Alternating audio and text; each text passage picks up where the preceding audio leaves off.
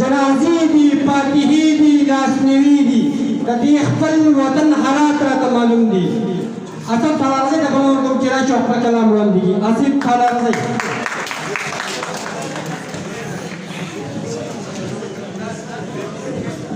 چې مې د ناسو نه ستار اخلي بیا به د ټوپک رانه کار اخلي پټکې تړلې سنبال کړی راغی رانه د دې خاورې فنکار اخلي. دا سړی دومره په جنت مین دی دا سړی دومره په جنت مین دی اکثر په فروټو کې انار اخلي. د راغلو مېلمنو ډېره مننه چونکې زموږ سره د محفل دانې دي راغلي. خپل کلام به شروع کوم او دروم به د مشران راغلو خو یو نظم انتخاب کړی دی.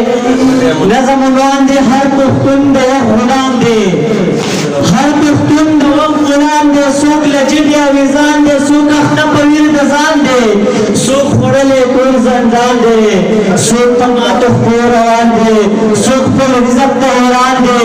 د چا خوب له ویرو ډک دی د چا هسې زړه ډک دی د نفرت هوا لګېږي چا په چا ایښی ټوپک دی چا په چا ایښی ټوپک دی. د دې ځمکې قتلګاه ته حق ایران پورته فلک دی. د تاریخ نه یې تخلیق کړه دا پې چا کړی ګزار دی. ته به وایې که مرغه دی چې پښتون د لړۍ ښکار دی. ته به وایې که مرغه دی چې پښتون د لړۍ ښکار دی.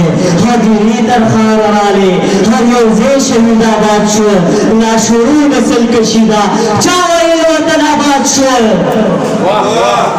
دا ستم د کوم یزید دی د جومات محراب شهید دی سور په وینو کې ایمان دی.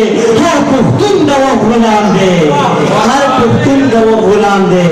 د کتاب نه یې نفرت دی د نصاب نه یې نفرت دی د کتاب نه یې نفرت دی د نصاب نه یې نفرت دی. د ازغو کروندګر دي د ګلاب نه یې نفرت دی. په تیرونو ریبل کېږو د غنمو نه ارزان یو چې اوبه څښلی نه شو موږ د داسې سیند مارغان یو. په خوبونو کې جنګ وینو د تعبیر نه مرور یو. دا زموږ خپلو کې چې پروت دی دې زنځیر نه مرور یو. شملې ډېرې دي سر نشته د پښتون یو ریبر نشته بې حیا او بې پردې شو د کورونو مور نشته. په هر کور کې ویر چړا ده په ښادیو کې غوغا ده. بې دوزخه په اور سوځي که کابل که پښتونخوا ده بې دوزخه په اور سوځي که کابل که پښتونخوا ده. رنګ او بنګ در او بام دی هر پښتون د وخت غلام دی هر پښتون د وخت غلام دی.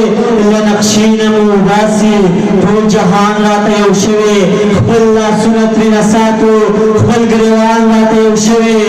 داسې حال ته یو راغلي چې نه مړه یو نه ژوندي یو ټول جهان مو تماشه کړي د تاړو د لاس ټولګي یو. هر چراغ مو باد وجلی د تیارو په تواب سر یو. خلک وختل سپوږمۍ ته خلک وختل سپوږمۍ ته موږ له هسې در بدر یو.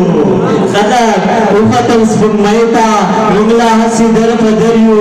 له آدمه تر دې دمه پښتانه خلاص له آدمه تر دې دمه خدای خلاص د جنګ نه شو. د نفرت په دې تیزابو دې نه زیات بدرنګ نه شو.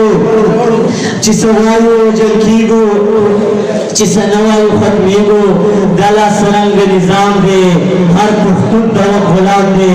خاموشي شوه راکې لنګه افیم شور یې را پیدا کړ چې بسرې مې له خولې ځي داسې اور یې را پیدا کړ.